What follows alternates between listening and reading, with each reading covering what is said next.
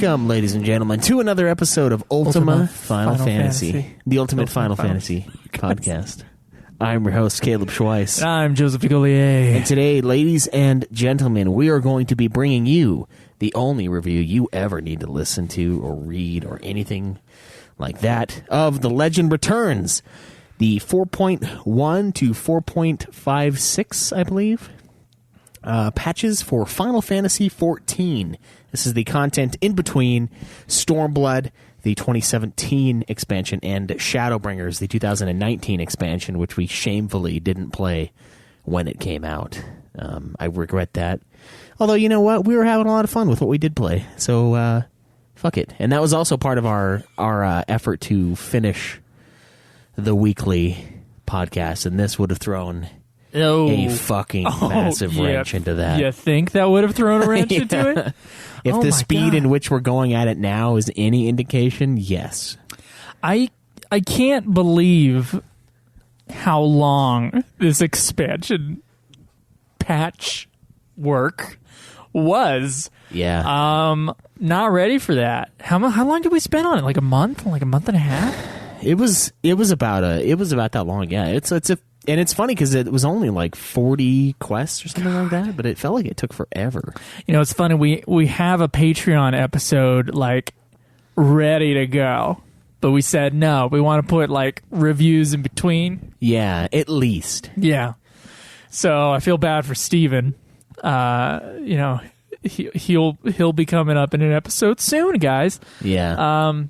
Although we initially later last week we were planning on we didn't really plan to finish it this Monday. We thought it was going to be a little too much, just because we had it was so much cutscene to get through, and like I was sitting there finishing up a side quest line. Yeah, you had fates to get rid of. And fates, you know, I have to be ADD in this game. I have to piece of candy. Like, yeah, nothing drives me more nuts to see me on the stream. You know what? There are things that do drive me more nuts, like really long, ugly cutscenes.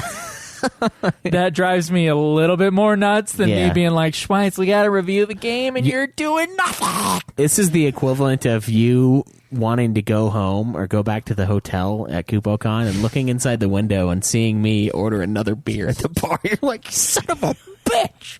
God fucking damn it, dude. What are you doing? You know, I just wish people would just stop fucking trying to, get in my fucking way. That's what it is. That's what this is all about, man. Yeah. It's just like a life filled with me trying to get somewhere with other people, and those other people slowing me down, bro. And, the thing is, you might think he sounds insensitive with this, but technically when you're if you're late to work and you almost run somebody down like speeding, you don't see that person as a person. You see him as an obstacle. Because that's how our brains work. So I'm just being an obstacle here. It's not rude. I'm no longer human. When I'm doing a fate, I'm just a piece of filth in the way. God fucking damn it. Yeah, I did that a few times. I'm not angry about it at all. It's fine. It's just fine. Yeah, I mean, we made it work. I didn't think we would get there by today, but hey, here we are. So I do have a quick announcement at the beginning of the show. I was a guest on the Here's Johnny podcast. Yeah, a horror podcast started by some of our listeners. Yes, so please go check that out. It was a lot of fun to do. It talks about the movie, which is premiering. I don't know when we're going to get this episode out. It might be the week later, but it is premiering on July 31st of this year of 2020. And if you're listening to this in a year from now, please go and rent the 13th Cross and help me make some of my money back. Thank you very much. I don't know when it's going to come out yet. They are still figuring that out at the distribution company. So there's that. Please go listen to the Here's Johnny podcast. Anyway. Yeah, hit it up. Now we can talk about 14. Yeah, it was... So, okay, here's the thing that happens every time Joe and I come back to 14. So the way in which we play this game... We played 14's original A Realm Reborn, right? Of course, it wasn't the original game because that game is gone, and it has been gone since we started the show. But we played A Realm Reborn, and then we stopped. Even though there was more stuff out after that, Heaven's Word was completely out. there was a lot of stuff that was out when we finished up A Realm Reborn, but we said, no, we're going to stop here. And so when we came back to do Heavensward, the game had changed drastically, because now we're starting to get into late game content, and it's not just a simplistic rotation of moves anymore. Now you have a more complex deal going on. And then we finish that, and then we take more like a 2.5, it was almost like a 3-year break this time, because I think we did Stormblood. No, we did Stormblood when it came out. When it came out, yeah. And it was just our timing. That was like right 2 on. years, and Shadowbringers is a year old now. That's crazy to me. We decided to put Shadowbringers off. Yeah, and I feel like there was what was the reason why? Do you remember? It was because we wanted to finish out all the weekly podcasts so that we can then move to... okay, you already said that. Okay. Yeah, so we wanted to get done with all of the mainline Final Fantasies, even though this one technically supersedes some of the stuff we did. And we had like a what is that word? It's like the word that Law our uses. Order? It's not necessarily order. I mean, it is our order, but we had like a prerequisite that this is the hierarchy of when things come out. I know it. I lost the precedent. word too. Precedence. Yeah, we had a precedence to stop what we were not stop what we were doing. We've never stopped what we're doing. Because these games don't sneak up on you in the night. Like when 15 came out, we weren't in the main line anymore, obviously. And we finished up what we were doing. And then when 15 launched, we played 15. And then we went back to what we were doing. For this one, we didn't do that because we didn't want to be stuck in a million-hour MMO while we were trying to, like, get through some of these, honestly, not that great games at the very end of the weekly podcast. Crystal Bears is one of the greatest Final Fantasy games. Yeah. I'm pretty sure. And Dissidia NT also. You can listen to our finale fantasy episode. Yeah, so in order to make that happen and to like kind of ease things off of us, and you also had your movie coming up. There's a lot of things, a lot of time commitments that we had. Mostly, a lot of it was you. I mean, I wanted to do this expansion, but I was also like, I get it, and I was fine letting it sit. So we let it sit for far too long, and now we're finally getting into it, which is crazy because next year there should be another one. Like, there should be another expansion to this game in a year. Why are you laughing, Schwartz? We're that fucking far behind. Because, man, if we get, like, what are we going to do, like, 3 more Mana games, and then, like, boom, 14 again? It's like, fuck. God. I love it, though. I enjoy playing the game. I enjoy... It's starting to wear on me. This game is starting to wear on me, yeah. The long-windedness of it. I had a moment in one of the last cutscenes earlier today, and we will talk about it anon, Schweiss. We will talk about it anon. We will talk of it anon. We will speak of it anon. Excuse me. Yeah. Let me get the language correct. Yeah, you gotta. We will speak of it anon. Eorzean dialect. We will speak of the length of the adventure anon. That's about 1/8 the size of any line in this game, by the way, in any cutscene. What I had the moment when I was reading cutscenes near the end, I said, you know what? Because Chase was in the chat and he was talking to me. He was like, "Man, you're narrating like the whole game." And I was like, "No, there's a chunk of narration that they do." And then I said, voice acting. Yeah, and then I said, you know what? I bet they could probably cut everything that's not voice acted because all of the important stuff has voice acting. And if they cut the rest of that out, then the game's like way better. Like the story is way more concise. And you know, William Shakespeare had it right. You know, brevity is the soul of wit. The soul of wit. Yeah, they never fucking heard that over there. Yeah, this is the most long-winded bastard that's ever lived. It's so. And you do tune out, and even if there's cool stuff, I tuned completely out. Yeah, I didn't, but there's a lot of stuff in this expansion that I like, but I could see by tuning out, you're not even catching it, not appreciating what it was, because it's just so much dialogue. Yes, and I had a moment about halfway through this game. It wasn't this expansion. It was probably the first time I shared it with you, where I said, about 80% of the time, the only thing that matters in this text box is the first sentence. Yeah. Yeah. It's such long-winded writing and I was so checked out. I had trouble, and I watched them all, Schweiss. I watched all of them. I had trouble remembering a single fucking cutscene in this game.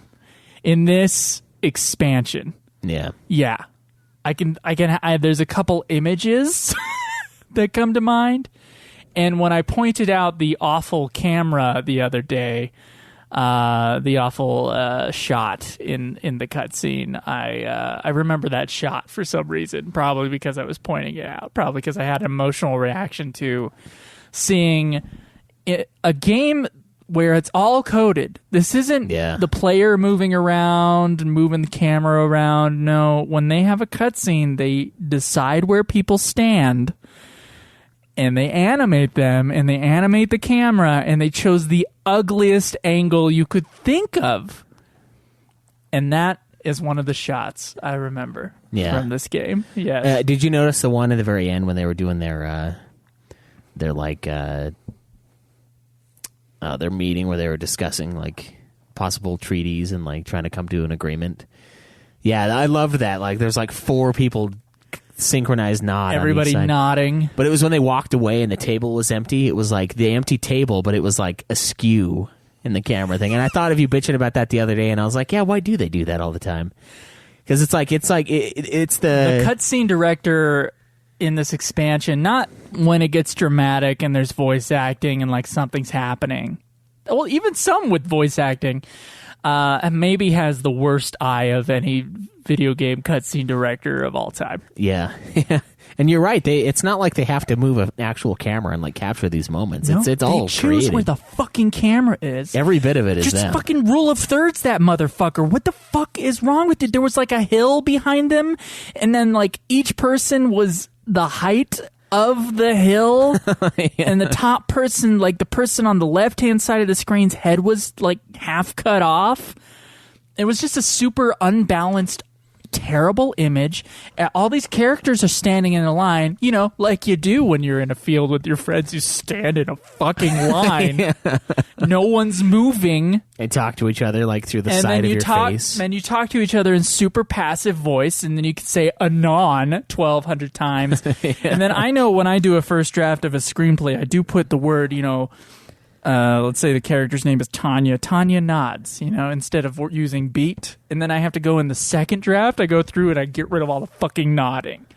They forgot to do that. They forgot to take care of the nods. There's a lot of nod. It's like Star Wars to the max, dude. And like the one near the end, I was just like, Jesus Christ. Because it's like 4 people on either side of you, just like synchronized nod. And then you turn to the other side and everyone's synchronized nod. And then you all flip the Emperor off. It's not like you have real actors and like they have marks to hit. You know, they have places on the floor. You put marks down. Yeah. So that like literally like either a piece of tape or you have these like beanbag things. You put them down so that the actor goes into their spot. Yeah, so the shot's perfect. So that the shot looks good. Yeah. Now, sometimes an actor misses a mark. And then you have to decide in the edit if it's worth when it's keeping. real people. You have to decide, you know, is the performance too good? Like we even though the actor didn't hit their mark, even though they're not totally in focus, you know, should we keep the shot anyway? That's a real decision you have to make. Because the top priority, if you read like Walter Murch's book, you know, on editing, is like the top priority is emotion. Then the second most priority is story.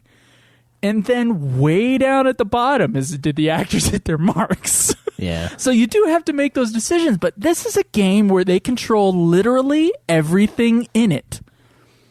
And they still have like the ugliest shots I've ever seen. It looks like Birdemic, some of these fucking shots, dude. They're fucking bad. So, sorry. Not like the really dramatic where they're thought out. Like, I feel like, you know, some guy worked at the company for forever to be able to direct the cutscenes, you know? And, like, that guy really gives a shit. But, like, the little like, patch 4.3 quest number 4 cutscene, no, we're just gonna, like, oh, what do they say? Okay, I'll have them stand in a line. And, I don't know, just throw the camera wherever.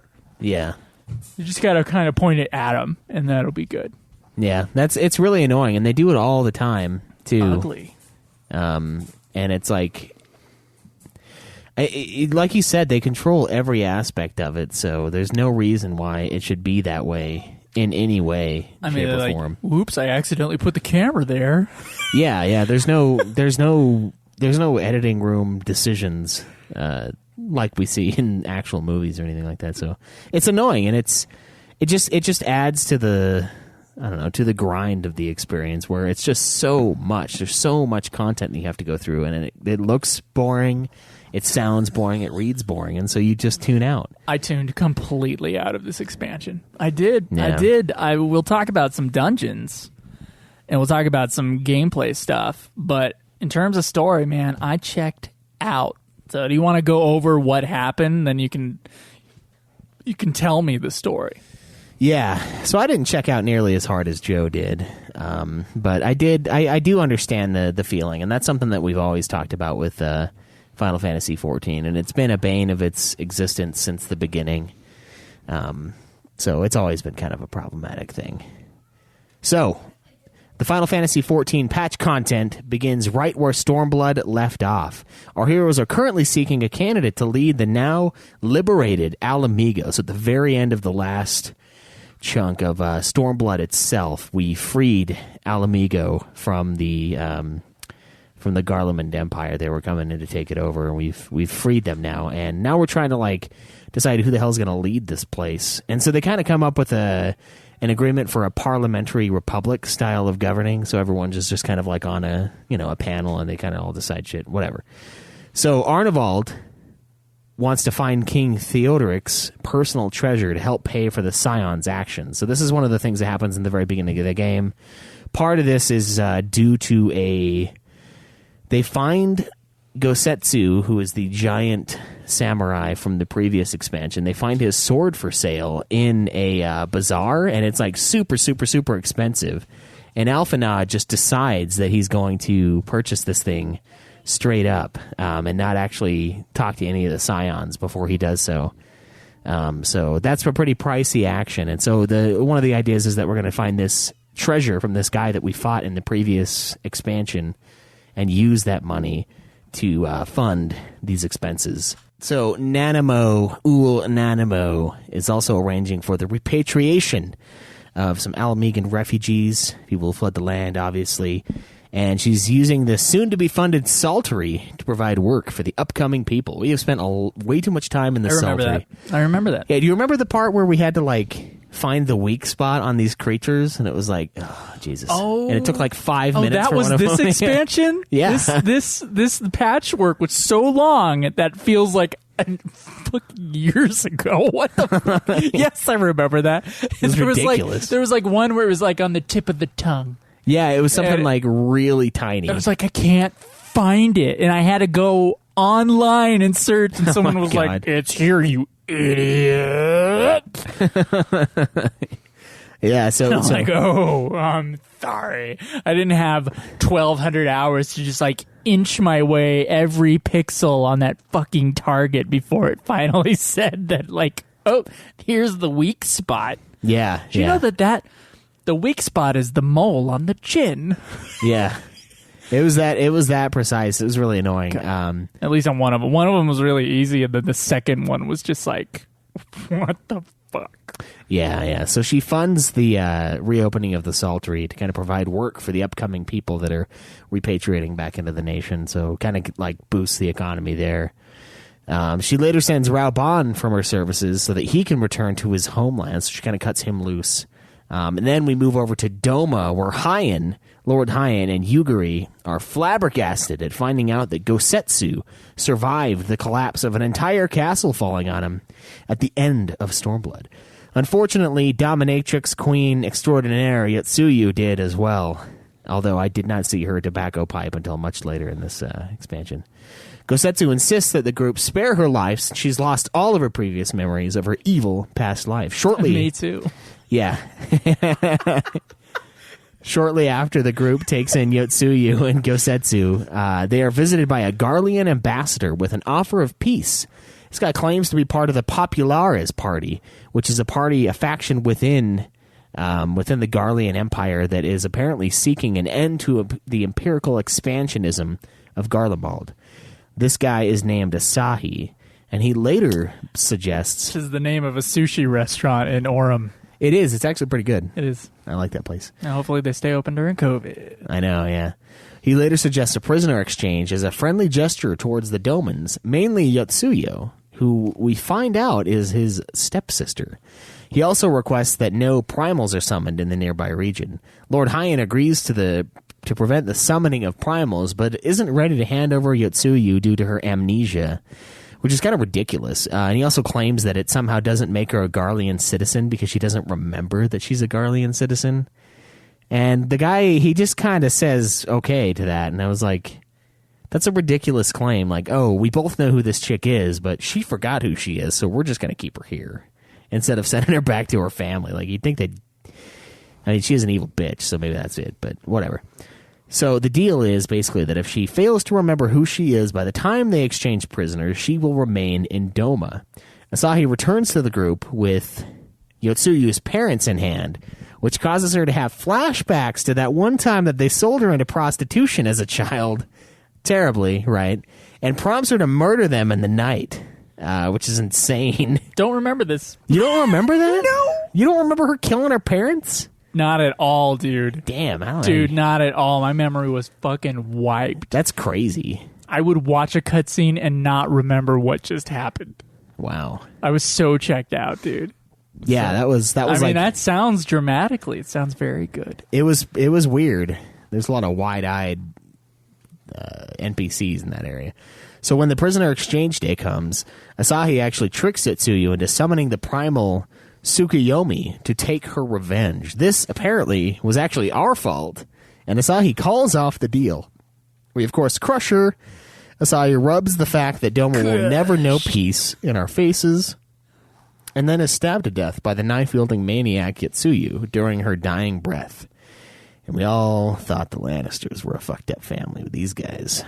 These guys are something else, man. She killed her fucking parents, who, of course, sold her into, sex traffic as a child, and then she kills her brother. So they're gone, and it's like, well, okay, that was insane, but I guess we don't have to deal with those guys anymore.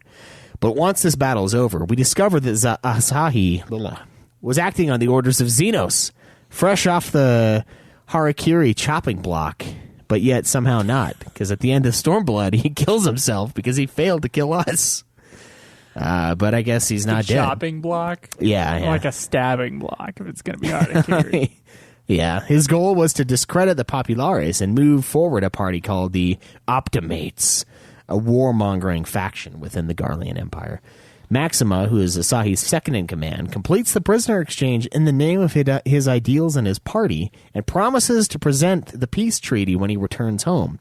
Alphinaud volunteers to accompany him, but his ship is shot down, and he ends up being saved by a Garlean calling himself Shadowhunter.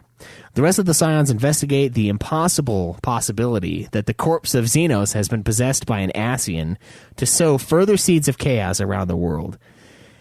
See, okay, when they said that, I was like, that can't be what's happening. Like, that just seems ridiculous. Like, the guy just lived.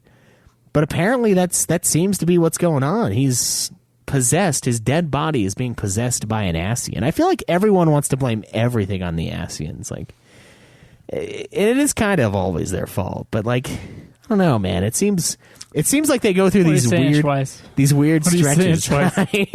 I'm saying maybe the Ascians are actually innocent. Maybe the Ascians are to blame. Maybe. Should we round up the Ascians and put them into camps? I think that's what they want to do. Okay. I don't want to. I kind of that little, the little queen. Yeah, that's what she's gonna do. Nanamo, yeah, she's she gonna starts growing a little mustache and underneath her nose. Frau Bahn, we must bring the Ascian scum to the knees. Yeah, that is how I feel about it. Like the Ascians, they should all have like they should all wear something so that you can tell who they are. Oh my God, yeah. Oh wait, they cause any trouble, right? They they do. Yeah, it's like maybe they're evil or maybe they just have strong family values and good work ethics. I don't know for sure. It's always one or the other when it comes to these things. And I can't tell. Maybe they're Ascian. Sorry. So And then maybe they make them wear masks so they stand out. Oh, man. No comment. Yeah, but that is apparently exactly what's happening to his dead body, to sow further seeds of chaos around the world, which is what they do. A political meeting is then held to welcome Alamigo to the Eorzean Alliance, and the leaders discuss and debate on how to best respond to the newly reopened Ascian threat. So these guys have taken kind of a back seat for a little while, but now they are back in the full assault, as far as we can tell. This meeting is cut short by a psychic episode that leaves half of the Scions in comas, which is really weird. And you can hear in these whispers of a lack of balance and a need to restore equilibrium and kind of stuff like that, kind of leading into what eventually happens with the next expansion, I believe. So Maxima and some fellow Popularis members end up defecting to Alamigo, and they inform the group that Alphinaud has gone with Shadowhunter to investigate the Ascians and the Empire's movements to take Alamigo. The Alliance moves to defend. A ton of different groups assemble to help within the world, even people that aren't really part of the Alliance. Like, it's just like everyone's kind of coming together. The group repurposes ancient tech to create a shield wall capable of repelling aerial threats from the Empire. Alphinaud falls into the coma as well, and the Shadowhunter is revealed to be Gaius van Baelsar, who was the original boss to A Realm of Orin. Yes, he was. Certainly. Certainly was. Could not forget that. Could we? It's funny because they always have these like fat boy, these like doughboy armors on. Like you look at I'm feeling like a doughboy right now, dude. My COVID weight has not gone away. Yeah. I was doing good for like a week, and now I just feel like I feel so fucking fat right now. I know what you mean, yeah. It's not great, but these guys, you ever notice that? Like, it's all of these dudes, they wear like massive stuff. Like, they're all really tall, like massive people, but their armor is just like huge. They're just like, oh yeah. They're well fed. Yeah, they're fucking chunk. At least their armor is.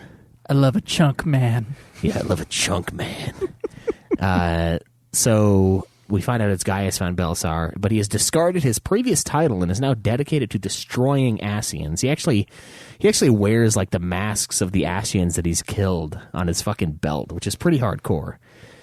He warns the group of a chemical weapon called Black Rose that has been used multiple times to insta-kill people. Yeah. Not the Ascians, though. The group has a parlay with the... It was never used on the Ascians. Rumors of such are lie.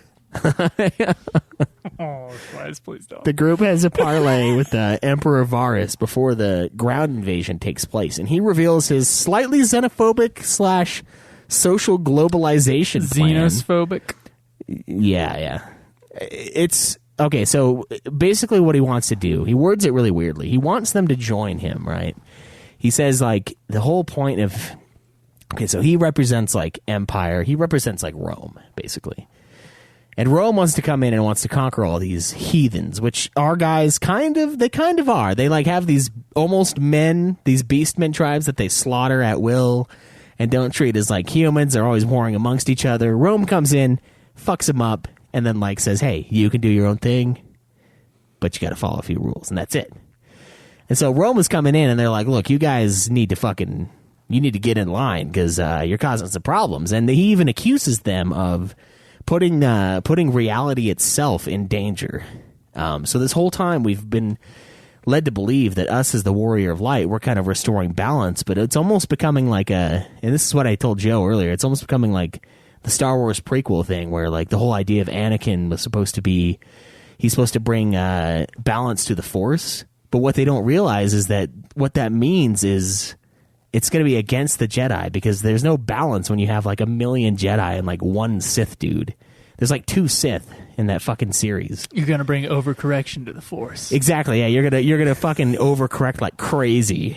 But that's kind of what he's implying that we are, that our group is. Our group is the problem. And so the whole time, and it's starting to bring in the whole idea of like yin and yang and like a balance to this world, and it's been kind of playing with that for a little while, but now it's like up in your face, it's in your grill. And his idea is he believes that they are the order, and we are the chaos. And that kind of makes sense to me because they represent more of like a Roman style nation, and we're kind of these like little tribes of people, these like little groups of people doing our own thing peacefully, which of course they want to like destroy us and then subjugate us, kind of. Like you would, yeah. But yeah, of course. But it almost seems like we're like we always thought we were the good and they were the bad, or like we were the order and they're the chaos because they're bringing war, but they're trying to bring more order. And so it's kind of leading up to the idea that maybe we've done too much good, which seems weird. And I don't know how they're going to flip it, because I like the idea of it being chaos and order versus good and evil, because too much good doesn't sound like a bad thing, but too much order does sound like a bad thing, because then it becomes like, you can't do anything you want ever. It's a tyrannical system, and that's what it seems like. I mean, that's what the Empire will bring inevitably, is what it seems like anyway. It's an empire.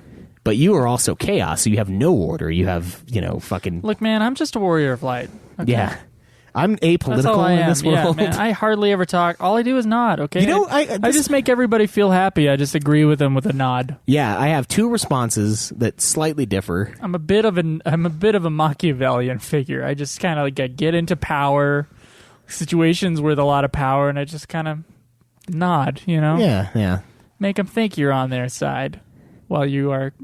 like getting your own plans ready. Yeah, exactly. Sure, that'll be the next expansion. Yeah, so he wants to do that, and he wants to. It's almost like a social globalization thing too, where his idea is it's not so much that he wants to eradicate us because we're filth, which is kind of the more xenophobic or whatever the fuck. I think I'm saying Xeno because of Lord Xenos, but.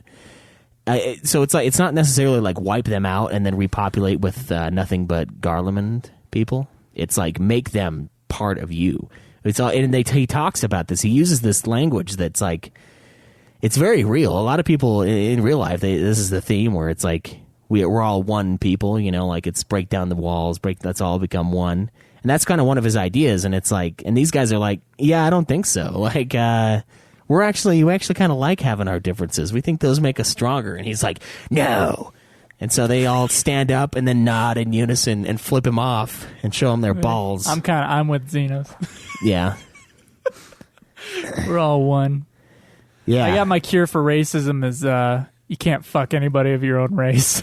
Yeah. And then we'll all become like, it's like one people. One. Yeah, that's Joe's tyrannical future. Yeah, that's my tyrannical future.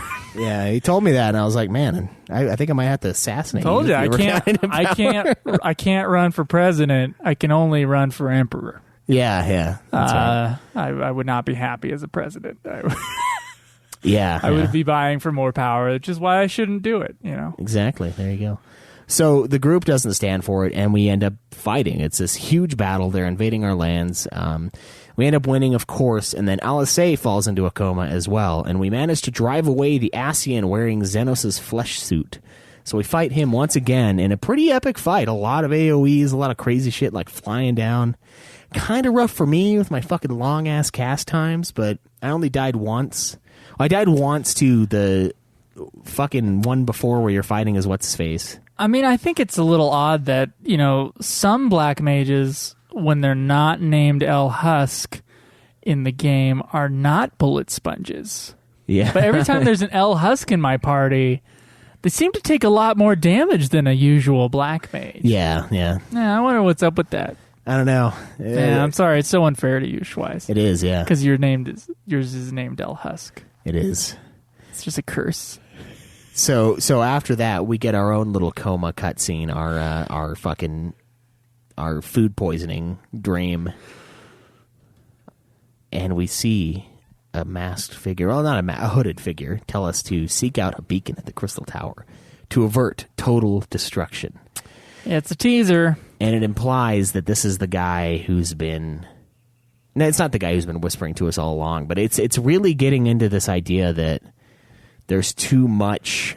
The scales have tipped too far in the line of order or chaos or whatever you want to have it. I don't know which side we are technically in the world, and us as the Warrior of Light, our actions, our interference is actually risking the entire existence of humanity or of this entire world. Is kind of what it's implying with the end of this, with the end of these patches, which is really interesting because up to this point we've just been the good guy. Like we're always just the good guy, and it's kind of like it's kind of been two-dimensional in a lot of ways with that. But now we're getting people coming back as occasionally we get a line.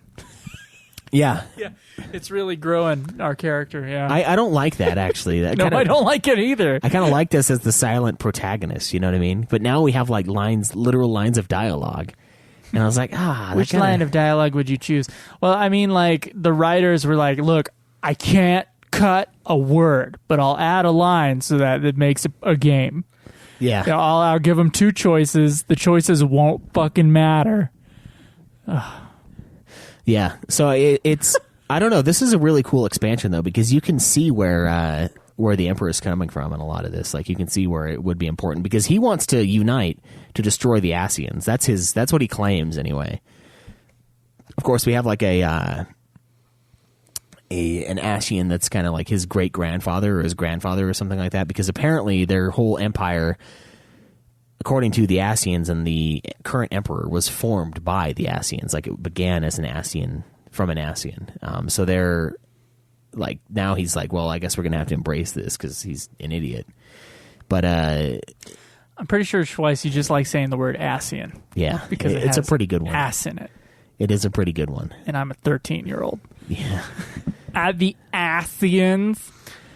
So I can kind of see where Emperor Varus is coming from with trying to unite to destroy the common enemy, but we don't really know if he actually wants to do that because he has like a court jester guy. Basically, it's a lot like 15's antagonist, you know, with what's his name? I almost said Aldwin, but it's not Aldwin. That's one of our listeners. It's Hold on. God, what is the? I can see his face. Arden. Arden, that's right, Arden. He reminds me Just a lot. kill me. Schweiss, did we host a Final Fantasy podcast before today? I don't think so. This is our first episode of this. Oh my god. What the fuck?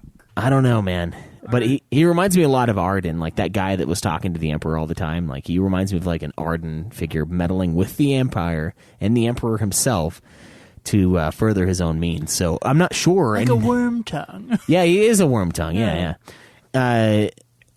So it feels like, and I'm not sure if the Emperor is actually trying to overturn the Ascians or if he's just become part of their team because he's been like brainwashed by him by the worm tongue figure in his court that keeps coming back and keeps like interfering.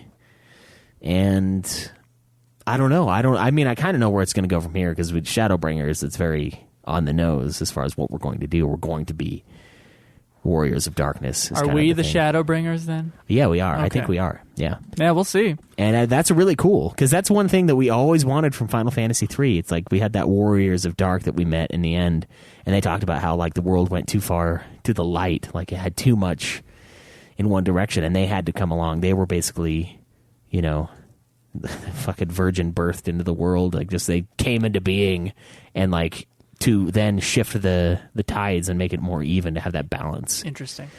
And this is us now, I think, as the Warrior of Light. I think we're going to become the Warrior of Darkness. And we saw the Warriors of Darkness in the last chunk in Shadowbringers. But like, I remember that. They do it so weird. Like it's like there's like the content all like bleeds. It's like ink that you don't let dry. Like bleeds into the next thing. So like the shit at the end of Stormblood bled into the beginning of this with the girl and the samurai guy, right? And then, like, that's gone now. Like, that doesn't matter at all, because what's happening now is, like, the Ascians and the Empire's coming, and then, like, it's like, oh, there's an imbalance in the Force, or whatever the fuck you want to call it, and so it's going to cause serious problems. You know what's bugging me, Schweiss? What? And it's bugged me about the whole thing, and it bugs me about FF13 as well. No context.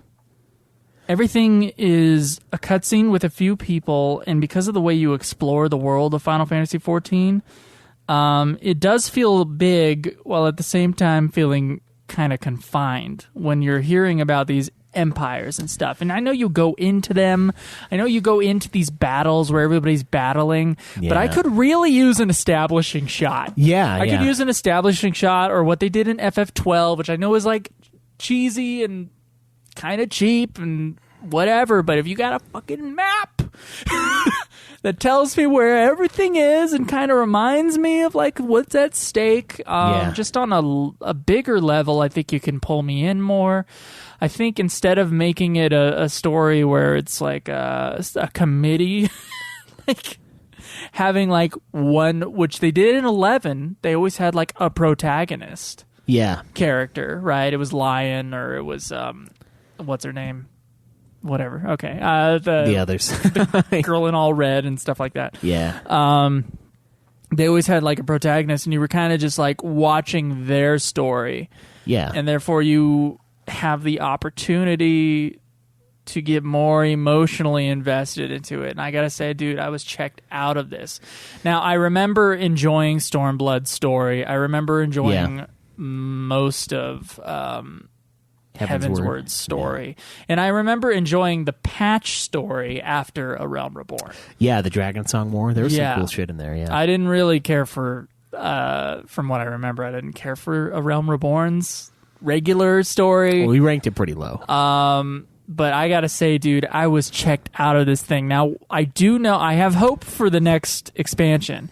And it's specifically because, you know, new players can come in and totally skip expansions.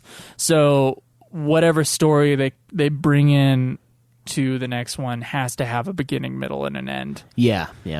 Just for those players coming in. So I feel like, just like it did with Stormblood or something like that, it can bring it back. Yeah. And I can enjoy it as like a full by itself sort of story thing, but I was completely checked out of this one. Oh shit, sorry. Been smoking? No, I swallowed my saliva there. Okay. And that's kind of what I was talking about a minute ago, where it feels like it's like the bleeding of Stormblood into this content, and then like suddenly we're then like streaking into the full-fledged Shadowbringers, and it's weird. It gives you more to do because it's every 2 years they come out with an expansion for this thing, which means we should get 2 more expansions. Because we're level 80 now, and then we'll go from 80 to 90, and then we'll go from 90 to 99, and then I think didn't matter with 11. They went to 110. Yeah. Fuck. I don't know if they'll do that. It depends on how popular it is, but even then, I don't know if they would go past. How would they do that? 11, we had like post 99 stat boost too, as well, which is like I keep playing forever. Yeah, that's exactly what that was. You could just get like incremental, tiny little stat boost. God, and the problem is that everyone that tells you that they count they're right, but it's so fucking sick. Every one of those was like, how many crabs? How many family lines of crabs on that beach did we fucking kill? I'm surprised they're not extinct by now. Yeah, like where's the last one? Where's Lightning Returns is like giant pink crab that's like the final crab, and then you extinct their entire the queen crab population. Yeah, she's popping out little ones. You got to take them out as they get out, God. And then it's gone. It's all gone. You become one with the crab. You know, it's Alien 4. Yeah. It's fucking crazy. Like to get like slight incremental ups, we were just completely destroying this population of wildlife. God. It's crazy. And who knows what like effect that had on the environment nearby. Like what if those crabs like kept the crazy seagulls at bay, because these crabs could just snip them out of the fucking sky, and now there's just going to be rot with seagulls, like just killing everything and everyone because of us and our greed. That's right, man. And our slight incremental increases over time. It's funny in FF11, and honestly, any of these MMO ones, it's like you'll be in one area and like a worm will be nothing, but a worm in this other area will murder you. Yeah. And you're like, it's like when you think about it, you're like, why does it do that? Like why is this crab wiping me out at level 60? It's a crab. It's a fucking crab. I should be able to outrun it, but you can't. You can't outrun it in 11. You fucking fucked, dude. Yeah, you gotta go through 9/10 of the map before the crab will leave you alone. Sometimes it'll follow you into the next map. Do you remember that shit? Yeah, I do, yeah. It's like there's no escape. There's no escape from the crab. Yeah. No escaping face. Dude. But anyway, I gotta say, man, I was totally checked out of these of the Legend Returns. I was absolutely out of it, and I mean, I was ready to get into it, like if it had pulled me, but it didn't. Yeah. It didn't, and so like mostly it was just like excruciatingly long cutscenes. Yeah, and I mean, followed by occasional dungeons. When I did the write up on it, I most of it I did remember, but there's so much more in there than what we gave you, like than what we described. Like it's miles of dialogue, and I'm like, I said it on the tail end of reviewing this or not reviewing it, playing it earlier today. I was like, if it's not worth paying a voice actor, then it's probably not needed. And so you could cut down the time. And I know that one of the ideas is to keep you playing the game because it's an MMO, it's subscription based. They need to have the content. And it's been months or whatever, and then we get some cutscenes. It's gonna be interesting for a little while. Yeah. But then it's like you could still make it strong and make it shorter, and maybe even focus more on giving us more. Or being dungeons. like funny. Like I did like a Hildebrand quest, and I'm like, these are kind of funny. Yeah. And like, why don't they just like for the stuff in between? Why do we still have to have like this world-ending shit? Why can't we like have like some Shantoto have a break? Yeah, random kind of interesting things that show off the world in a different way. I don't know, man. I was completely out of this one. So for mine, this really bothers me because they're not supposed to be in the same universe, but it's in the Black Mage quests. There's a chick called Shatoto. It's like Shat-Toto. It's like the shitty one. Yeah, she's like the shat. She's the shatty one. Yeah, the one that nobody talks about. It's just so low quality. Yeah, I thought it was really funny because then I was like, well, we're not supposed to be connected like that, so what the fuck? You just go through like a wormhole and then come out on the other side and there's Shat-Toto. Yeah. It's like an alternate universe. She's just a little shittier and grubbier. Instead of Humes, there's humans. Yeah. It's just layers of like, things are slightly fucked up. When you go one layer down, you fight Shat-Toto. That's funny. Yeah, I liked the story stuff in this one. If I'm going to be honest, I do think the pacing is terrible. I think that it suffers from way too much dialogue, very long-winded, and it's hard because this is supposed to be a game that you play together. So we're in a party together, and we're talking, and we're reading, and we're trying to do these cutscenes. And like honestly. This is what I would say to the guys making the game. Every time you're thinking about doing an individual fight, let's make it multiplayer for God fucking sakes. Yeah, because that's what makes it fun. I mean, we want to play with friends, and we're doing the bonus content. I mean, we have some stuff. We didn't do the Rabanaster 8-man or 16 or 720-man raid. Whatever the fuck. Yeah, it makes me whatever. I did one 24-man raid and it was just crazy. The lag on my PS4 was insane. We did that a while ago. I think it was the Crystal Tower, if I remember right, but it was long ago that we did it. Yeah. But there was one for Rabanaster, but we didn't do it for this one, and I kind of feel bad. But we're going to catch up on all of those. We're going to catch up on all the trials, all the dungeons. So I think we've caught up on the dungeons, actually. We're caught up on all the dungeons. We've done every dungeon in the game. The only trials... up to Stormblood. Sorry. Yeah. The only trials I'm not interested in doing are the extremes, because I don't care enough. And I want to do them in their original form. I want them all checkmarked. You want to just go in unsynced? Unsync them. Okay. If we can, go in unsync. I think we can, and we'll dominate. The problem is I don't want to have to, because like the Black Mage rotation now is like ludicrous. I don't want to have to like go down to level 50 and not have any of my fucking moves because I don't want to reset my goddamn hotbar every 2 seconds. You know what? It's different than it used to be, and I noticed this as a white mage. I put newer stuff on my hotbar, and it just like downgraded it on the next fight. It does that. It was automatic. It wasn't automatic before. I remember specifically going into fights and being like, "Why is this not on my hotbar?" Yeah, it does that for me too. But there are moves that I have that are only level 70. Like it's only one move. You get it when you hit 70, and that's it. And so like it just doesn't exist. It's not that I don't. It's not that it's the lesser version of it that I get. It's that the move's gone. Yeah, but you should be okay going down a level with the better item level on your character. Yeah. I feel like that's if we go in synced though. That's if we go in synced. Yeah. Which I want to do. I would like to do it right. And I would rather do it synced for like the the coil is a Bahamut and stuff like that. But we can decide when we get there. Yeah, we'll decide how many times we're willing to wipe. If we get fucked, then I'm willing to go unsync because it's just such old content that it doesn't really matter. But I wanna knock out all that stuff, and we will knock out all that stuff. We will. There's 4 trials we're ready to do from the original Realm Reborn. Realm Reborn. Yeah. Which we have never done. There's 4 trials we haven't done. And I know one of them's Ultros and one of them's Typhon from 6. So it's like the callback fights that we were just like, I think I avoided them because I was looking at the quest and I was like, oh, I have to do crafting, and I guess you don't. You can just buy it. You can buy a certain weapon from the marketplace, which is what I did. Which I just think that I looked up the requirements before, and it said craft, and I was like, fuck that. And but no, now I'm ready. Now we're good. So we're gonna. I think we should knock all of that out and then start Shadowbringers. So you want to have a lot of fun and then get right back into those cutscenes. Yes, I want to have a lot of fun. Let's figure out exactly how many trials we have left, exactly how many fucking dungeonless quests there are, and then space them out in between at like every 2 or 2.5 or whatever it is. We just jump in together. We just jump in to do a trial. That would make sense for like the purposes of everyone that plays with us, though. I think it would be easier for them to be like, okay, Monday night is like trial night, and like that's when we do the trials, that's when we do the raids, that's when we get all of the content that we haven't done yet done. We can do a set amount. We can mathematically break this down so that we can have fun every once in a while.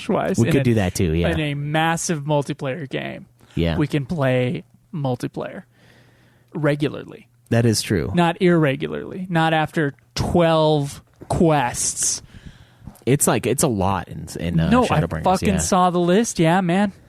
I saw the list before. You showed it to me again. My heart is sinking. I know that the people who've played it, who've talked to us, say it's a really good expansion. Yeah.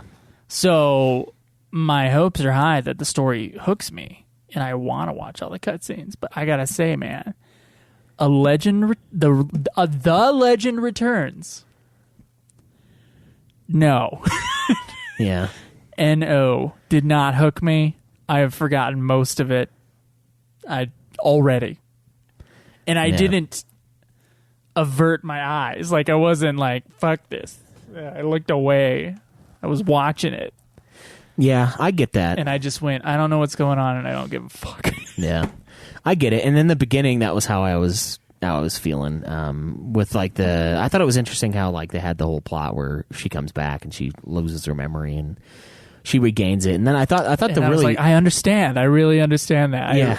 I can connect with this character. I can't remember a goddamn fucking thing that happened right before this. I really thought the second half was very strong, though, with like the bringing in the idea that there's too much, there's like an imbalance, and it's you at the center of that imbalance, and you're gonna have to change. You're gonna have to do something to stop it, and like it almost seems like the universe itself is like putting these people in comas to like try to stop you from winning all the fucking time, because you winning all the fucking time is destroying you. But I don't know. At the same time, like I think there are parts of the story in this chunk that are really good, but I think it is far too thinned out. It's that ring in fucking Metals class that like you just want to you're like, let's just give it a little thinner, and then you ruin it. It's one bag of tea in a large jug. Yeah, it's one tea bag in a huge pitcher. It's not that the tea is bad. It's that there's way too much fucking water for the tea. And then when you get to the tea bag part, and you just suck on the actual tea bag. Those are like the cutscenes you remember at all. Yeah. You're getting that flavor. You're sucking that flavor out of that sack. Getting every little ounce of flavor. And that's it. Yeah, the rest of it is the watered down tea that the watery, the tea-ish water that you're drinking it by the gallon. What's the joke that I saw when it talked about LaCroix, or LaCroix as I call it? Yeah. The nasty water, which now I can stand, but it's still not good. Like, no. I'd rather have real water or like a real soda. I don't want the fuck this thing is. So it's like when you're drinking one of those, you tasted a peach LaCroix, and a peach LaCroix tastes like you're drinking water, and someone in another room shouts peach.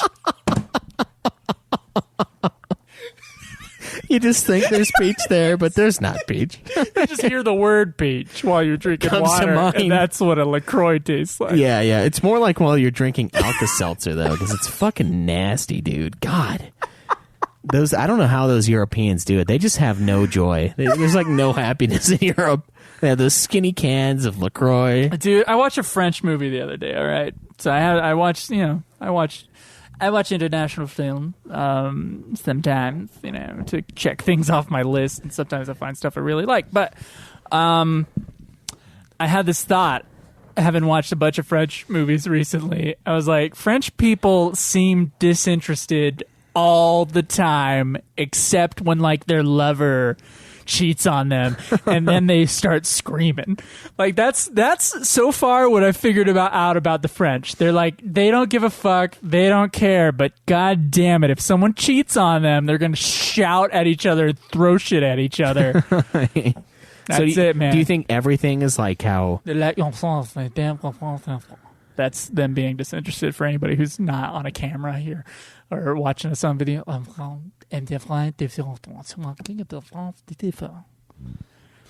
And then when like something happens, it's just like tears, buckets of tears. Like the blue is the warmest color. They're just like fucking. They don't give a fuck unless they're fucking or they're screaming about them fucking someone else. Yeah. That's how the French are. So I guess, yeah, it's just general misery. Do you think it's like those people that don't like music? They just kind of throw on whatever's popular in the background. Like that's every aspect Those of life. soulless motherfuckers. Yeah, where they're like, oh, I just listen to whatever's popular. Yeah, just like I don't just turn on the radio. I don't taste my drinks. I'm just on Instagram. I mean, honestly, I smoke so many cigarettes, I can't even taste anything at all. I just LaCroix, sure, yeah, whatever. I can feel it in my mouth. I can't taste it, but I can feel someone it. shouting the word peach from yeah, that's from pretty another funny. room. Dude, and all of them are that way. The fucking Dasani ones, because Dwayne had like, my old roommate Dwayne had like a fucking packet that he bought, and they sat in the fridge forever and ever. No, and I ever. drank two of them. No, so did I. Yeah, and we both stole They're one. like, oh, let me try one. It was awful. It was so bad. It was like black cherry, but it was like my sinuses and my brain were just getting punched by these bubbles that were exploding, and like it tasted like seltzer, because it is. It's like fucking, it's club soda with like the very hint of black cherry, and it's not enough. It's horrible tasting. It's like if you took if you took a cherry and you stuck it in a blender with 100 Alka-Seltzer tablets, and then you ground it up and stuck it in water. That's what you would get. You could tell that it's like.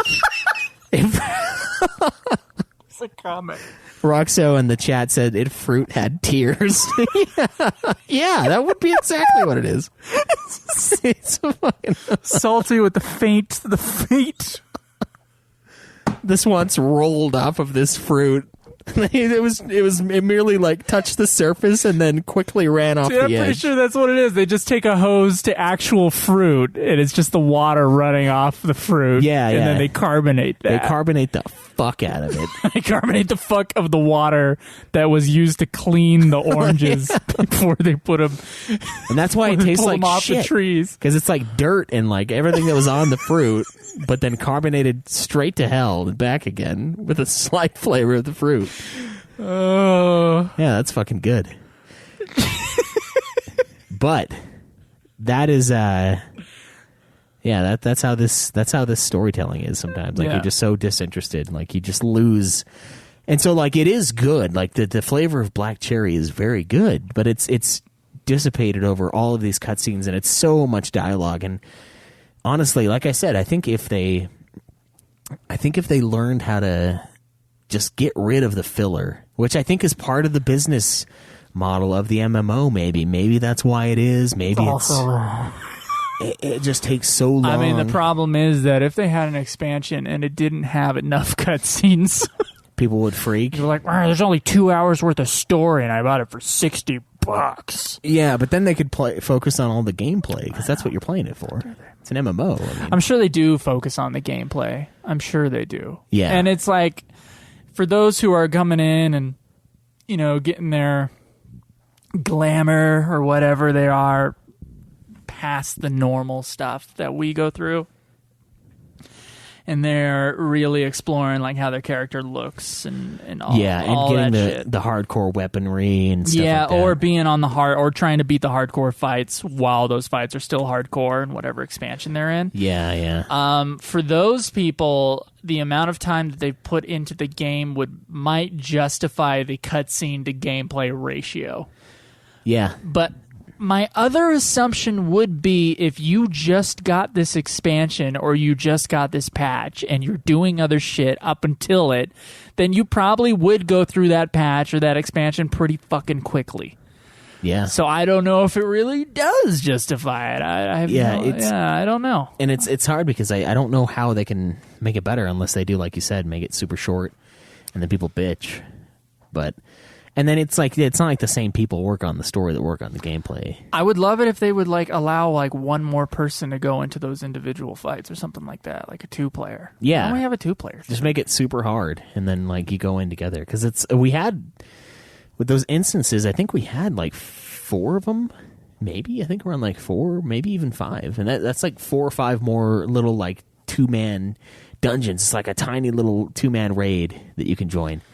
Add like a Rust element to it, you know. You have your own, instead of your own house in like a protected, guarded community, you know, a gated thing where everybody has the code in order to get in and out. And like if you're the pizza man, you're fucking pissed off because they're not answering the goddamn they're not answering their goddamn little like thing, box. The ring, the fucking thing ringing in their house, and you know it's fucking ringing, and they're like, we didn't ask anybody over. It can't possibly be the pizza man stuck at the fucking gate, could it? Where was I at? What was I talking about?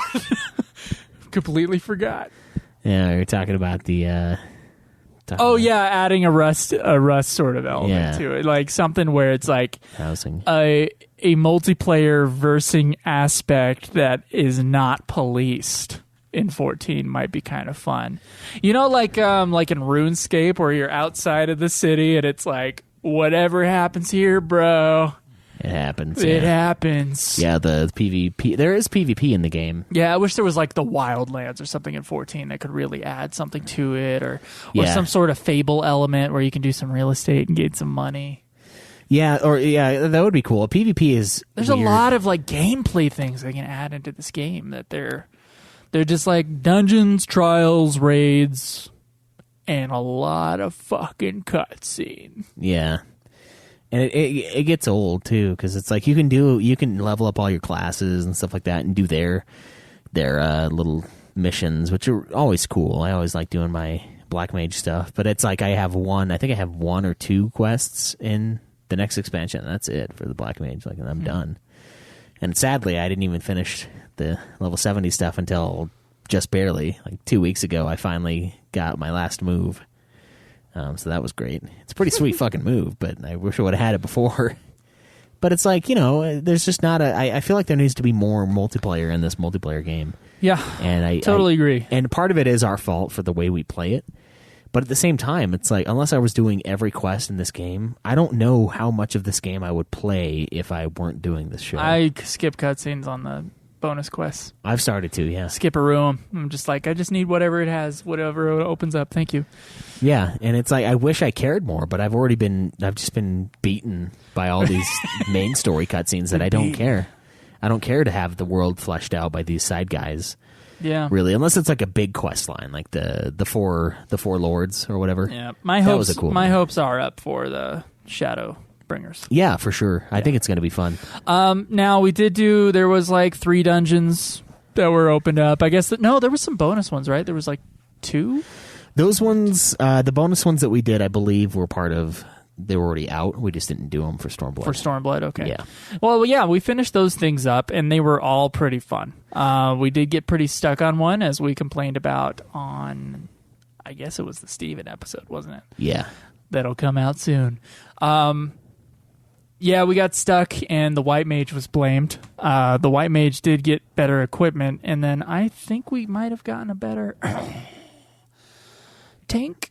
Yeah, well, we all got, you and I both got better equipment too. We did. I had never guy. used the market board through that entire thing up until now, and I can't believe You can't believe you with hadn't all used the money that Dr. Roxo gave us for going onto his server. Yeah. that like I never used that market board ever. I know, yeah. I've used it a few times, but not 11 we used all the time because we had to, because it was like That was the thing, the You either- auction house? you either fight 700 bees or you go buy that shit in the market on the auction house and you go buy it. Yeah. Yeah, so we had like, I think we had like the two story ones from this one. Yeah, it was the Burn and the Gimlet Dark, and the Burn was the one that we got fucking leveled on.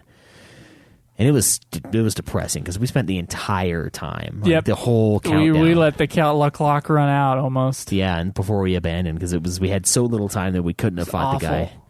And then we came back like after we upgraded and we just destroyed him. But it's funny with this one, I swear to God, like they add more dodging mechanics each expansion. They do, yeah. They can't think of another thing to do. But actually what happened in this one was there were more dodge mechanics that weren't warned in the same way. Like usually there's a line in the ground or something like that, but now they're kind of like, oh, is he looking at you? He's about to ram into you. Yeah. Which happened just today. It happened today where like the thing crawled into the ground and then like was going to pop out of a cliffside. My camera wasn't even turned that way. I had no idea what and was I got happening, fucking rammed the first time we did that. And of course I'm the white mage, so if I die, we're all fucked. Yeah. And that happened. That was a new thing I noticed this time around. Yeah, it gets more and more complex. And the hard thing is a lot of the guys you're playing Like, with. where's it going to get to? Like, how complex is the Shadowbringers shit going to be? A lot of the guys we're playing with are probably doing like a roulette, a daily roulette, so they've already done all this stuff. Yeah, Most of these like, people. Idiot. You know, like, do you not know the mechanic? And it's like, no, I don't actually. Not at all. It's like, and there's all these lines going everywhere, and like, there's some where I'm just like, there's a mist. There's a mist. Oh my God, there was one earlier on that was like, it was an R3 button thing. Like a little square would pop on the screen. And of course, I'm the white mage, so all I'm looking at is the fucking health bars in the top left-hand corner of the screen. Yeah. That's where my eye is like all day. I know I should because they'll tell you when shit's going on in the little text box down below, but who the fuck is reading that text box? Why is there information in the text box of a fight? Excuse me while I read this paragraph. yeah, it's I always miss Well, that there's shit too. AoE shit going on, so I mean, yeah, the top left-hand corner is where my eye is going to be all day, but apparently there was a box that would pop up and was explained in the text box down in the bottom left-hand corner of the screen that said, oh, when this happens, click the R3 thing. I couldn't even figure out.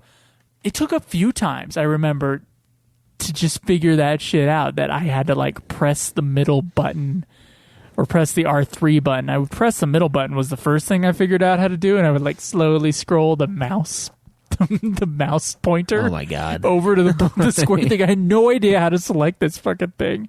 And I know it told me in the box, the text box, that no one's going to fucking read unless you're a goddamn fucking nerd. That I had to press that thing when this one boss did this certain move, right? Yeah. Oh my God, dude. That's a new one. It's the menu scroll added. So there's AoEs. Now there's AoEs not even based upon warnings on the floor or anything like that. So they added that, and then they added, R3 spells. Yeah. Specific for the fight you're in. Yeah, there's a lot of crazy stuff in there, and it's hard for mages too, because for me, like, a lot of my moves are super slow, and I was playing this game. I mean, I was playing it like I played Stormblood, and I feel like I did okay in Stormblood, but then like we started getting DPS checks from Aldwin when he was playing, and he was like, your DPS is trash right now, Schweiss. And like, so I had to I went back and I looked. It felt good the one time he said my DPS was more than faster. mine. Yeah. It's like, oh yes. And I finally, and then I rubbed my nipple and came. There you go. I finally looked it up and I got my rotation down, but it's like, the hard thing is the rotations that they have online are based on level 80, so as if I've already done everything. And so some of that makes it a little tough. And then every time we come back, we have to like relearn the game. You had some serious mechanic changes when you got back on. No, dude, the white mage from Stormblood to Shadowbringers, it's not the same game anymore. Yeah. It's just not. Like, the only protective thing I have now is regen. Yeah. Like, it used to be that I'd have to, like, put protect on everybody, and then I'd kind of regen everybody. But now it's so switching back and forth between damaging and healing now. And also there's more instant cure spells, and then there's, like, speed up your attack spell shit. But it's so different. And I basically spent, 3 hours changing my hotbar to what some guy on YouTube had. And it's the complicated hotbar. So it's not just like the 16 slots. It's the 16 slots plus the 8 slots on the right-hand side that you can do by, like, pressing both triggers in a certain direction or the opposite direction. Yeah. Where I can get my other shit, like teleport and stuff like that, onto, so I can do that quickly in the game as well. So basically it was like getting more moves than what you could have on the keyboard you can do on the PS4 controller. It's just like setting that shit up was so complicated. And ridiculous, and the game does not make it easy for you. I just followed a guide on YouTube, and I copied his shit. Yeah, Rude Rose said she. I think it's a dude, right? Yeah, that's Rude Rose. Yeah. Rude Rose, we just had an episode. We just had an episode. I always think of. I don't know why. I think of. The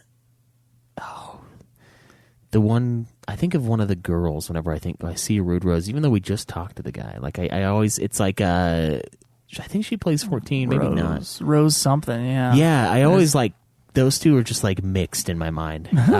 I know that I got the rotation down now. I found it out, so I do like a Swift Cast, Blizzard 3, and then Lightning, and then Fire 3, and then I start doing the dunks with the Fire 4, and then I Fire 1 to reset my charge, and then Fire 4 until I get the little orb thing, and then I hit him with that. But I have one more move that I need that I won't unlock until like level 76 or something like that, and that's the last one. But I have enough. Did yours changed? My rotation changed a lot. Your rotation changed a lot. Okay. Well, I guess it changed a lot now that Shadowbringers is out. Because this would have been Stormblood content still, so my rotation would have technically been the same. Would have been what it was last time. Yeah, but the spells are different now. There were so many things like blacked out. Dude, like half my button bar was almost like nothing of mine was different. Grayed out. It was like, you can't use any of this anymore. Fuck yourself. There were like 2 things of mine that were gone. Everything else is the same. God. But the rotation now with Shadowbringers is different. The rotation is different. The moves are all kind of still there, but they like different ones have like different priorities now that they've retooled the kit. It's fun. It's way more complicated. I remember back in the day when you would just do I would do my little thunder, and then I'd do fire until mine was like protect thing. Everybody, regen, and then cure. Yeah. And that was it. It was easy. Now it's like the amount of area cures I have to do now is so much more. I have 3 moves that are cure everyone around me moves. Yeah. Which is, and now these boss fights rely on those things like fucking crazy because of those, like, you can't dodge them when they attack the entire map. You're bosses. gonna take some damage. So I have to go in the middle and do like the one thing, and then I have a quick cure, which is cool. There's like an extra like orb. I don't even remember what the fuck these things are called. Polyglot I or just some look shit. I look at the fucking picture now.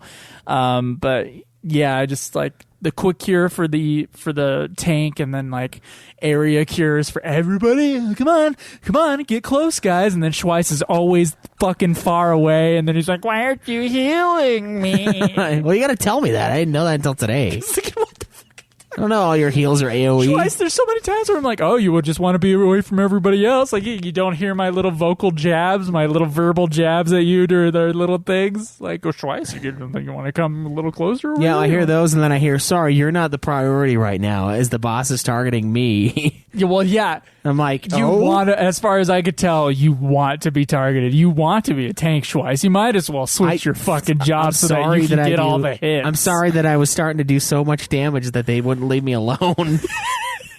That's in that last dungeon. I finally figured out how to fucking play the game. God, fucking shit. I'm excited to get to the next chunk, though, now that I know the rotation and know everything. But see, the last time I played White Mage was I think my white mage is like level 40 or something. Go have fun. You should do a few dungeons. Yeah. See what it's like now. I was bad last time I tried. I didn't have my equipment upgraded, and we barely made it out, and everyone was pissed at me. But that was back in the day when you would have the stance change, and you'd like do more damage, and then you'd swap back, and then like start curing people. They and have now a thing now that's like quick cast, and then they do like they have something similar, but it's actually just a move that you do. Yeah. Yeah, it's not a stance. It's not a stance change. I mean, they had the moves, they had the arrow and the stone.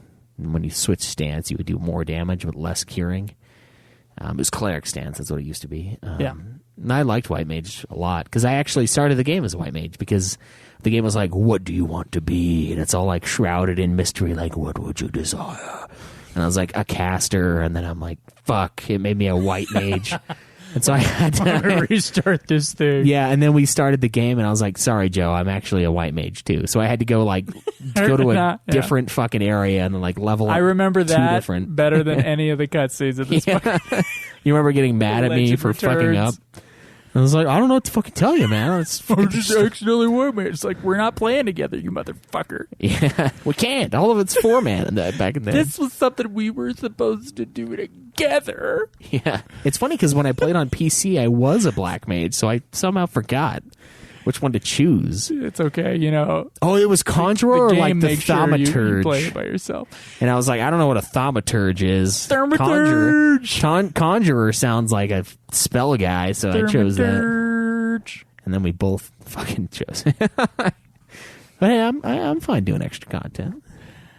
I had to get to level 30. I had to get to level 30 with a class I didn't use, and level 15 with another class that I didn't use. Click. Yeah. Pay attention. Pay attention. Which one do you actually want? Thaumaturge. Idiot.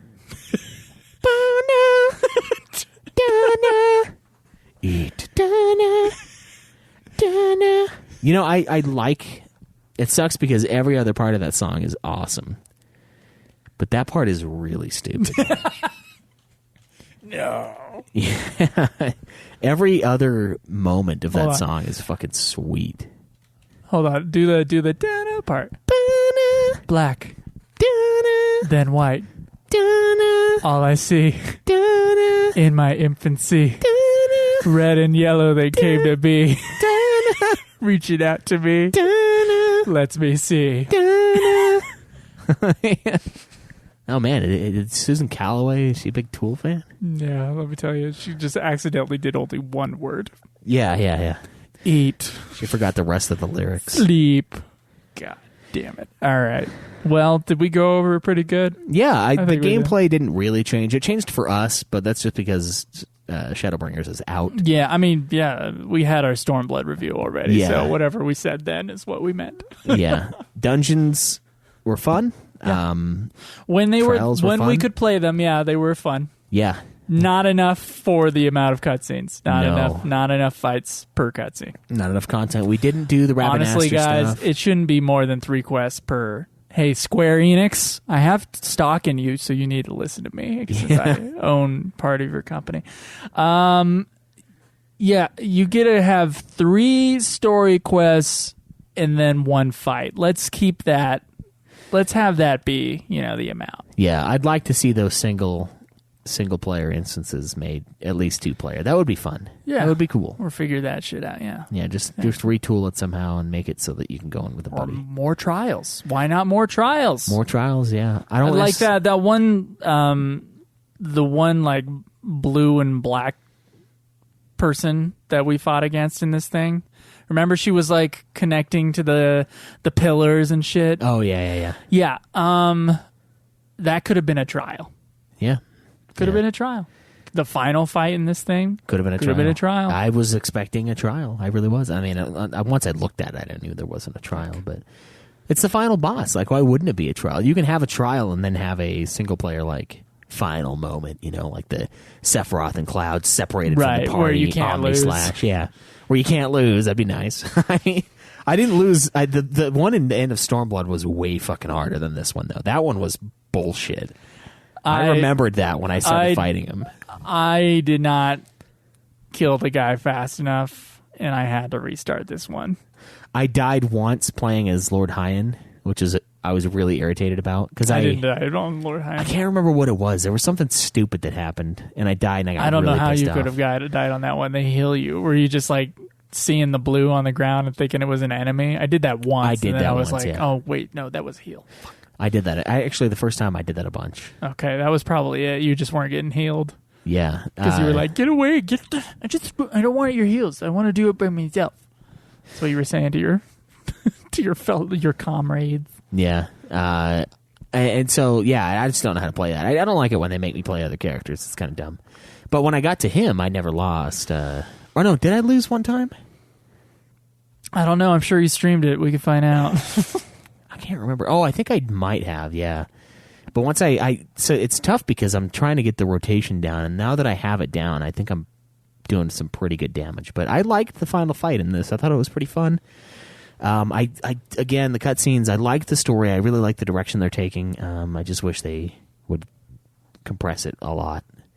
All right, guys. I think we're good, Schwei. Yeah. We no longer have a website anymore for anybody who's confused. People have been confused about that. I thought we said it already on an episode, but we'll say it again. But we still have our Twitters. You can tweet me at Joseph DeGollier. Me you can at tweet UFF Podcast. Schweiss at UFF Podcast. And our new area where everybody can speak to each other is on our Geekdom Entertainment Discord.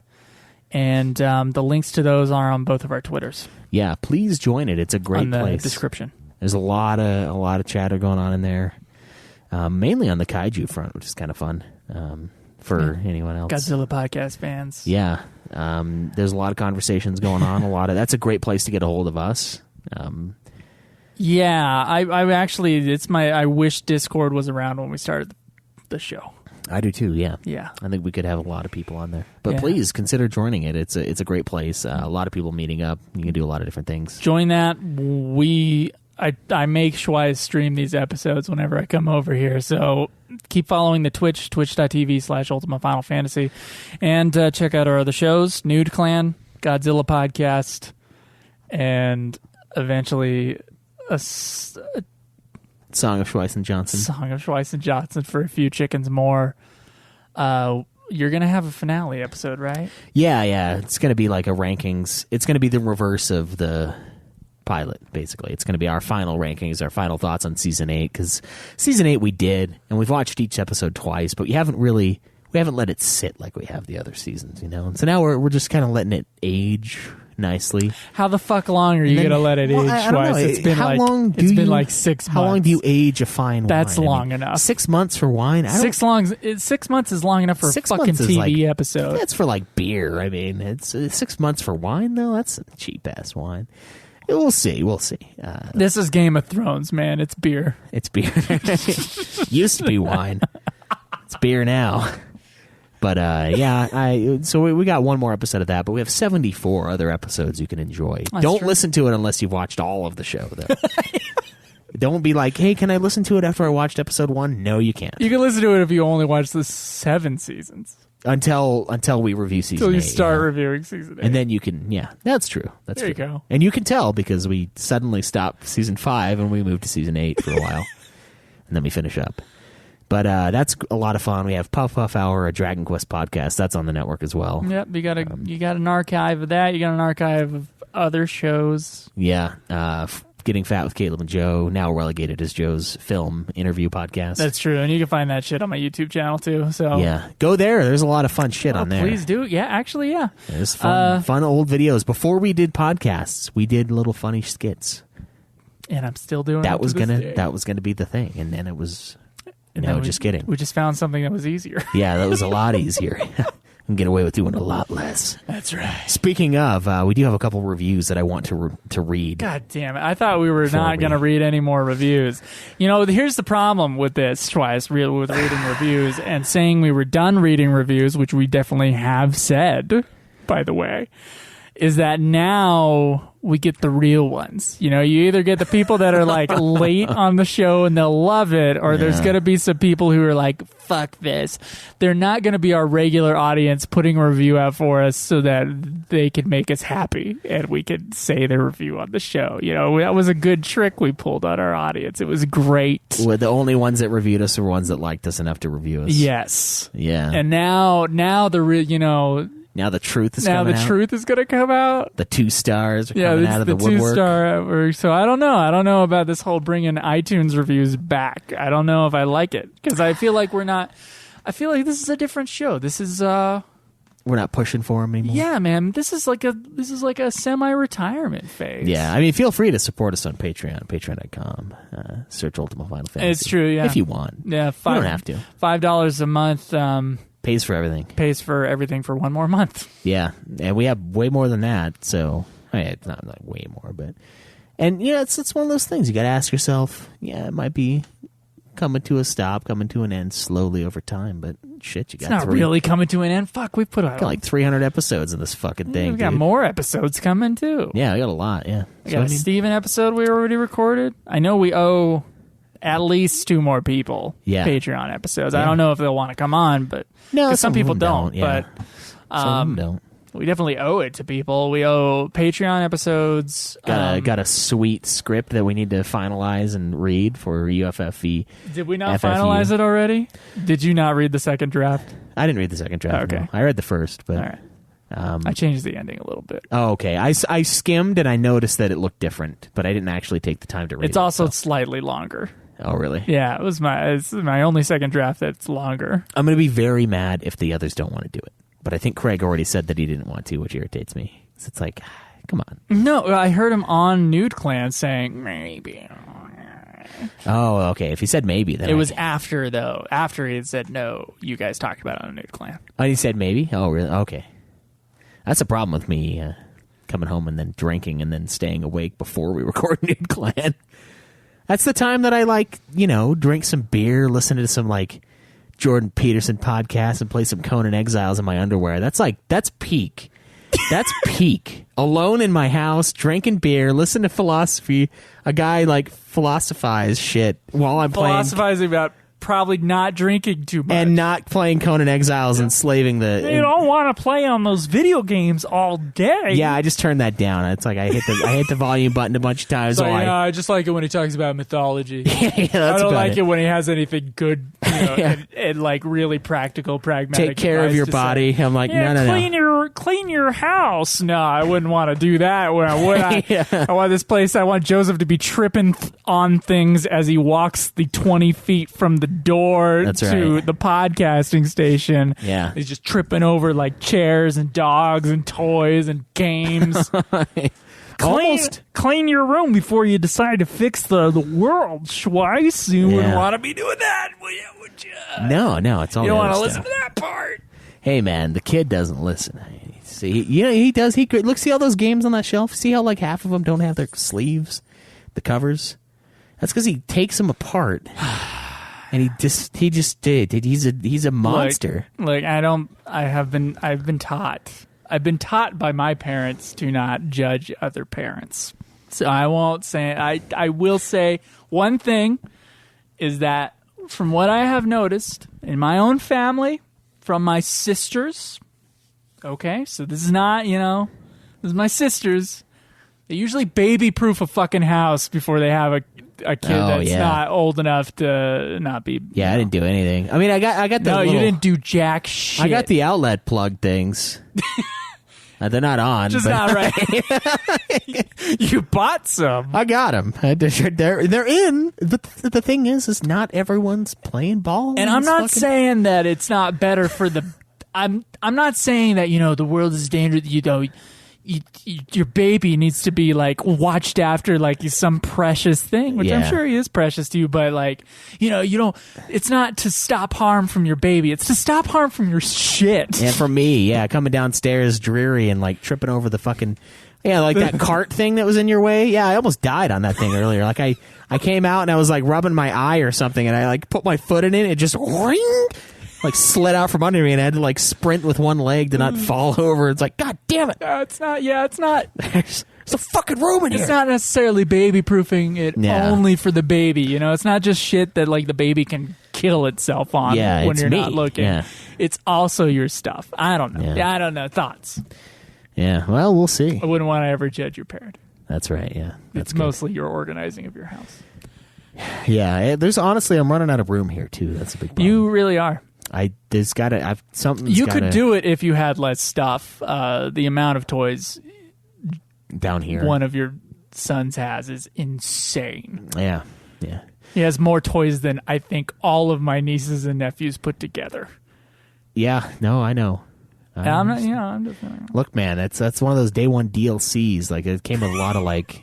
I didn't realize I was buying the Game of the Year edition, like with all the skins and the fucking like. I will tell you, like, what's with all these things? Like, what the fuck? I think we went through my toys about once a year and threw shit away. Yeah. Yeah. Yeah.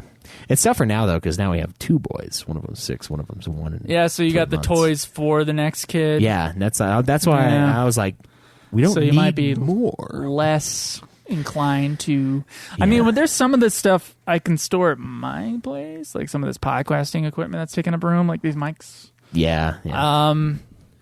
So I can help a little bit. But hey, yeah, we'll reorganize and then we'll help the aesthetic of the YouTube and the stuff for this show too, because we're going to try to do that for Nude Clan. We can do that for Ultima as well. Yeah, you know, if you listen to the Here's Johnny podcast, I have talked about like things about the podcast, which I still own 1/4 of and would like to have a voice in. Yeah, it's organizing, and there's certainly things about Nude Clan I would just like to tighten up. Yeah, this show I'll let be all loose and bullshit, but Nude Clan, you gotta obviously with the last 10 minutes. As long as I'm not on it, you know, you can let me judge others and have them, you know, obey. Exactly. Yeah. Perfect. Thank you. That's why we're a team. Obey. Because you can complete my sentences. Yeah. Even better than I would have myself. Exactly. So shit. Check out those other shows. And we're always glad to bring you guys more Final Fantasy XIV content. Very happy. So excited to bring it. And someone brought up something very disturbing earlier. Where they're like, by the time you guys finish this stuff, it's almost going to be time again. Because we waited so long.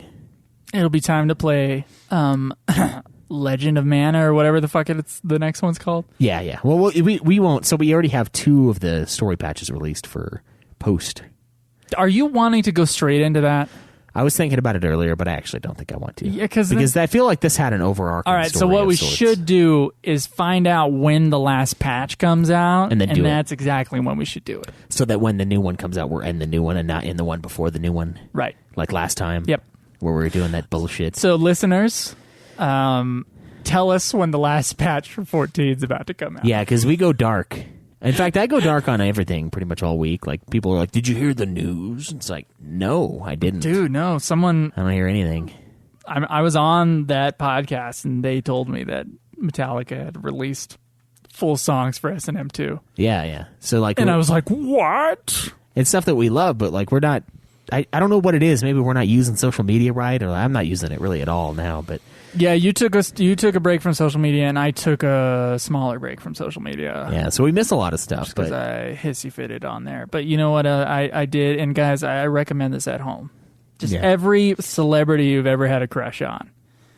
Follow a Facebook group, follow a hashtag dedicated to beautiful people. So when I scroll through, I'm scrolling through Facebook, dude, and I kid you not, like half of them are just pictures of Audrey Hepburn, and I'm fucking scrolling through, and I suddenly feel like social media is a good place again. Like I'm enjoying my time on Facebook, looking at the most beautiful woman that's ever existed as I scroll through. Yeah. And it just makes my day better. Going through mostly Audrey Hepburn posts, and like I followed some like Akira Kurosawa shit too. So like. Not him specifically. Like, I'm not, like, fawning over him, but I've seen, like, movie clips, and basically, like, now,